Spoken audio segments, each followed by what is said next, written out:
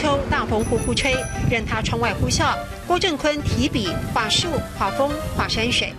风动态黑夜 V 给特色风动态黑夜 V 给特色，风很大，是这里的特色。是的，这就是鼎鼎有名的九降风。没错，我还记得我在基隆当兵，基隆下雨比较大，没有风，我感觉整个人就像生锈了。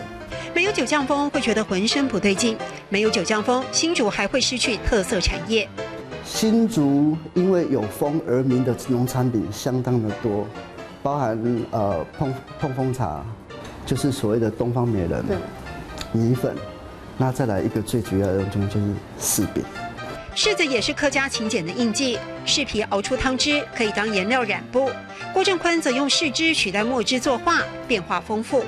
原本扎染是只有这样子嘛，它扎染只有这样，那你就运用它的纹路去做出这一些的变化。这一件如果当做一件衣服的背心，它当做部分局部的配色，它就蛮典雅的。运用矿物萃取的铜染剂、铁染剂显色，饰染国画不会褪色，历久弥新。它更环保，因为它不需要一些化学染剂来运用，因为它都是靠一些植物染来做运作的。对家乡的情感也投注在超长卷轴画中。郭正坤和其他19位艺术家一起完成台湾客庄节庆风华。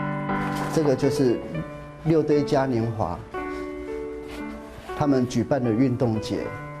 这个是客家的双塘屋，它是相当有名的一种屋造的结构。然后这一边就是画我们新竹的茶山，客庄传统文化都展现其中。郭正坤以笔代口，表达对客家的情怀。上课喽！风动态黑夜 V 嘅特色，风动态黑夜 V 嘅特色。谢谢宗仪老师。